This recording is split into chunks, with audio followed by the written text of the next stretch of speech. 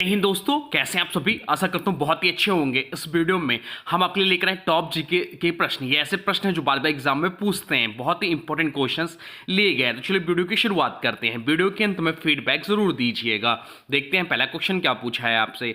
पहला क्वेश्चन पूछा है, भारत में जनगणना किस वर्ष से नियमित रूप से हो रही है। भारत में जनगणना जो है किस वर्ष से नियमित रूप से हो रही है, यह आपसे पूछा है। चलिए राइट आंसर आप लोग कमेंट बॉक्स में लिख दीजिए। तो राइट आंसर जो हो जाएगा वो हो जाएगा ऑप्शन बी। 1881 से जो जनगणना है वह नियमित हो रही है। भारत में पहली बार जनगणना 1872 में शुरू की गई थी, लेकिन यह अपूर्ण और असंगठित थी। 1881 में लॉर्ड रिपन के कार्यकाल में पहली व्यवस्थित और संपूर्ण जनगणना कराई गई थी, और तभी से हर 10 वर्ष में जनगणना होती है। 2011 की जो जनगणना थी भारत की 15वीं राष्ट्रीय जनगणना थी। कोविड-19 के कारण 2021 की जनगणना स्थगित कर दी गई थी। चलते हैं अगले प्रश्न की ओर। देखते हैं अगला प्रश्न क्या पूछा है आपसे। अगला प्रश्न पूछा है, राष्ट्रीय प्रतीक सत्यमेव जयते किस ग्रंथ से लिया गया है। आपसे पूछा है राष्ट्रीय प्रतीक जो सत्यमेव जयते किस ग्रंथ से लिया गया। चलिए राइट आंसर आप लोग कमेंट बॉक्स में लिख दीजिए। तो राइट आंसर जो हो जाएगा वो जाएगा option B, option C, Mundaka Upanishad. Mundaka Upanishad से लिया गया सत्यमेव जयते। चलते हैं अगले क्वेश्चन की ओर। देखते हैं अगला क्वेश्चन क्या पूछा है आपसे। अगला क्वेश्चन पूछा है, भारत का मैनचेस्टर किस शहर को कहा जाता है। भारत का मैनचेस्टर जो है किस शहर को कहा जाता है। इसका जो राइट आंसर हो जाएगा, चलिए राइट आंसर आप कमेंट बॉक्स में लिख दीजिए। तो राइट आंसर जो होगा वो होगा ऑप्शन सी, अहमदाबाद। अहमदाबाद भारत का मैनचेस्टर शहर कहलाता है। अहमदाबाद को इसके कपड़ा उद्योग के कारण यह उपनाम मिला। साबरमती नदी के किनारे स्थित है और यह 1861 में पहला मिल शुरू हुआ था, जिसका नाम था शाहपुर मिल। चलते हैं अगले प्रश्न की ओर। देखते हैं अगला प्रश्न क्या पूछा है आपसे। अगला प्रश्न पूछा, किस भारतीय राज्य को भारत का धान्य कटोरा कहा जाता है। किस भारतीय राज्य को भारत का धान्य कटोरा कहा जाता है। तो राइट आंसर जो हो जाएगा, चलिए राइट आंसर आप कमेंट बॉक्स में लिख दीजिए। यह जो राज्य है वह मध्य प्रदेश से अलग होकर यह राज्य बना। तो राइट आंसर हो जाएगा ऑप्शन सी, छत्तीसगढ़। छत्तीसगढ़ राज्य को भारत का धान कटोरा कहा जाता है। यहाँ की जलवायु धान की खेती के लिए उपयुक्त है। छत्तीसगढ़ देश का प्रमुख धान उत्पादक राज्य, इसे धान कटोरा और धान का भंडार भी कहा जाता है। चलते हैं अगले प्रश्न की ओर। देखते हैं अगला प्रश्न क्या पूछा है आपसे। अगला प्रश्न पूछा है, कौन सा ग्रह सूर्य के सबसे निकट है। आपसे पूछा है कौन सा ग्रह सूर्य के सबसे निकट है। तो राइट आंसर जो हो जाएगा वो हो जाएगा ऑप्शन सी, बुध ग्रह। बुध ग्रह जो है सूर्य के सबसे निकट है। बुध ग्रह सूर्य के सबसे पास है, लेकिन सबसे गर्म ग्रह नहीं है। सबसे गर्म ग्रह जो है शुक्र है। बुध ग्रह पर वायुमंडल नहीं के बराबर है। चलते हैं अगले प्रश्न की ओर। देखते हैं अगला प्रश्न क्या पूछा है आपसे। अगला प्रश्न पूछा है, पृथ्वी दिवस कब मनाया जाता है।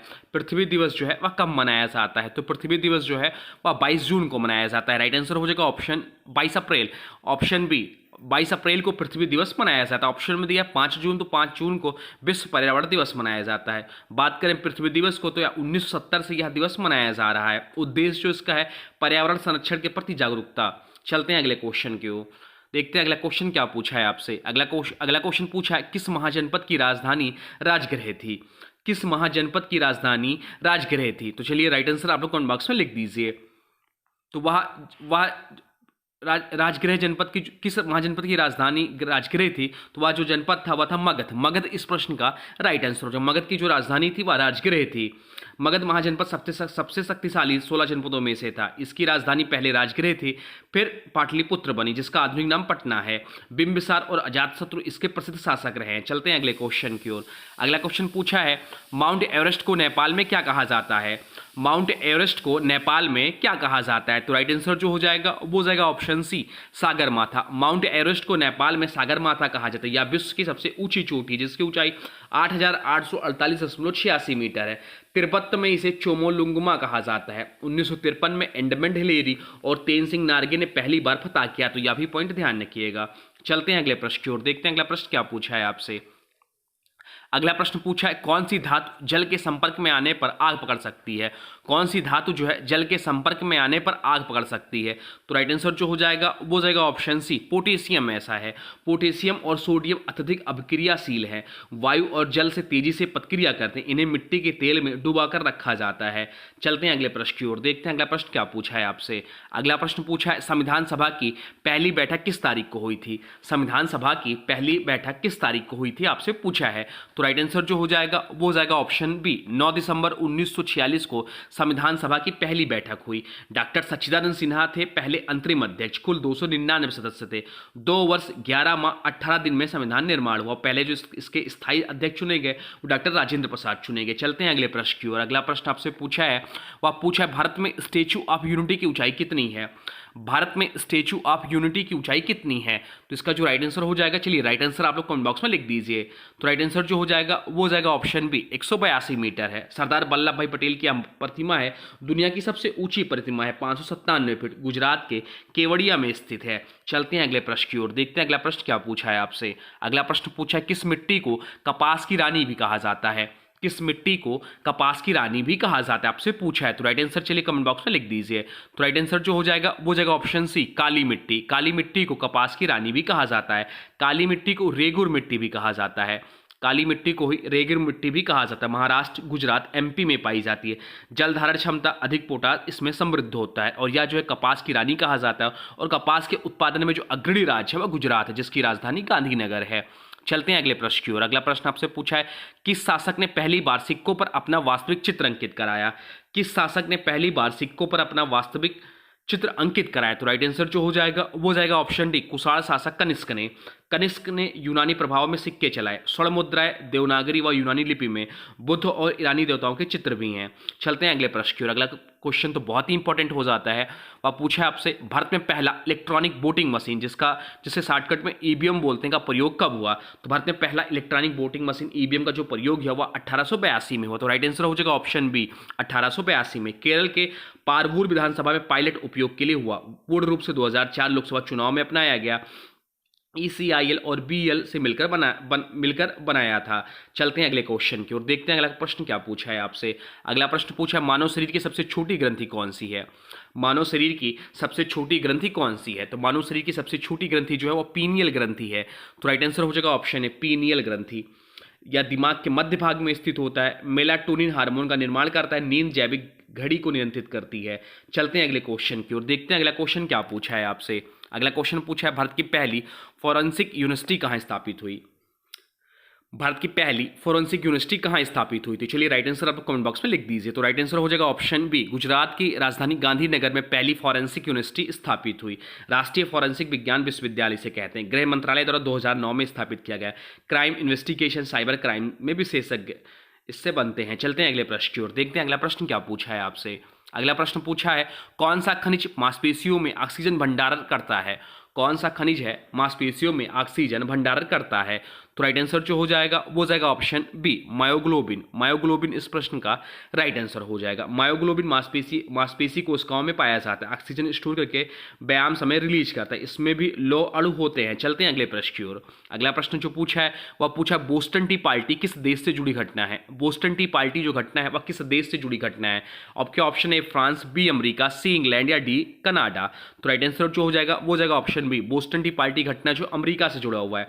1773 में ब्रिटिश टैक्स नीति के खिलाफ विरोध हुआ था। चाय के जहाज को समुद्र में फेंका गया। अमेरिका स्वतंत्रता संग्राम का प्रमुख कारण बना बोस्टन टी पार्टी घटना। इसलिए एक प्रश्न इंपॉर्टेंट हो जाता है। चलते हैं अगले प्रश्न की ओर। अगला प्रश्न आपसे पूछा, किस संवैधानिक अनुच्छेद में राज्यपाल को अध्यादेश जारी करने की शक्ति प्राप्त है? किस संवैधानिक अनुच्छेद में राज्यपाल को अध्यादेश जारी करने की शक्ति प्राप्त है? तो राइट आंसर हो जाएगा, चलिए राइट आंसर आप कमेंट बॉक्स में लिख दीजिए। तो राइट आंसर हो जाएगा ऑप्शन है, अनुच्छेद 213 में राज्यपाल को विधानसभा न चलने पर अध्यादेश जारी करने का अधिकार है। संसद के अनुच्छेद 123 से मिलता जुलता। 6 सप्ताह तक वैध यदि विधानसभा पारित न हो। चलते हैं अगले प्रश्न की ओर, देखते हैं अगला प्रश्न क्या पूछा है आपसे।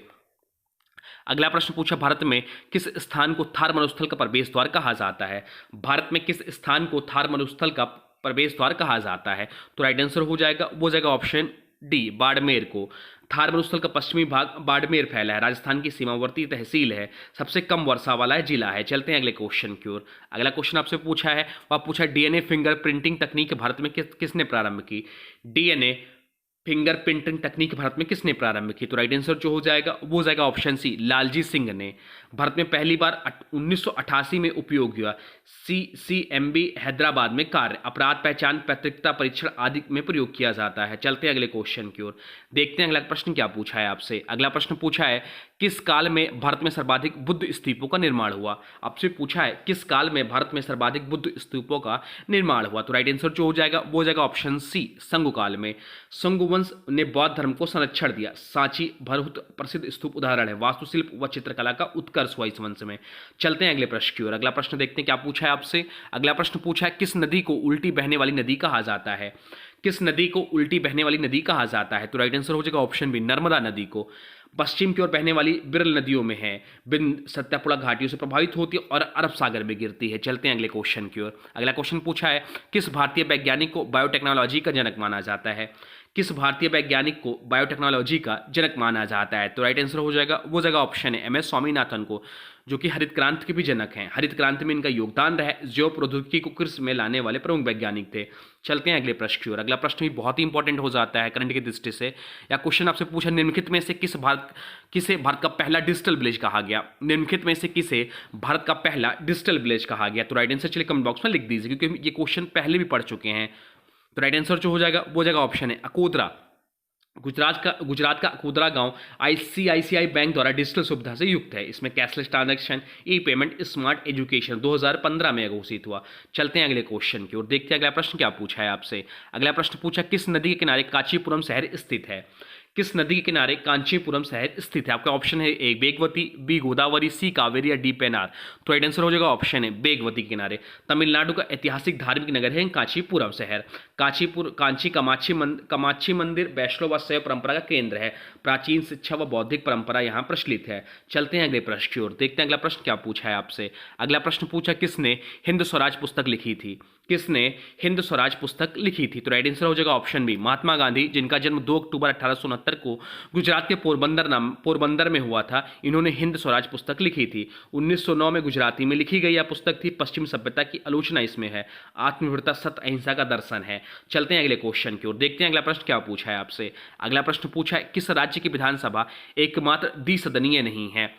निम्नलिखित में से किस राज्य की विधानसभा एकमात्र द्विसदनीय नहीं है? तो उत्तर प्रदेश, महाराष्ट्र, आंध्र प्रदेश, यहाँ इन तीनों राज्यों की जो है वह द्विसदनीय है, जबकि राजस्थान राज्य जो है वहां पर एक सदनीय है। तो राइट आंसर हो जाएगा ऑप्शन सी इस प्रश्न का। राजस्थान एक सदनीय विधानमंडल, जबकि भारत में 6 राज्य ऐसे हैं जहां द्विसदनीय, जैसे यूपी, बिहार, महाराष्ट्र, आंध्र प्रदेश, तेलंगाना और कर्नाटका। चलते हैं अगले प्रश्न की ओर। अगला प्रश्न आपसे पूछा भारत में पहली बार किस राज्य ने वाटर ATM की शुरुआत की थी? भारत में पहली बार किस राज्य ने वाटर ATM की शुरुआत की? तो राइट आंसर हो जाएगा ऑप्शन ए राजस्थान। राजस्थान ने वाटर ATM की शुरुआत की। ग्रामीण क्षेत्रों में स्वच्छ जल सुलभ कराने की योजना है या। चलते हैं अगले क्वेश्चन की ओर, देखते हैं अगला प्रश्न क्या पूछा है आपसे। अगला प्रश्न पूछा किस भारतीय राज्य की भूमि को गोल्डन फाइबर बेल्ट कहा जाता है?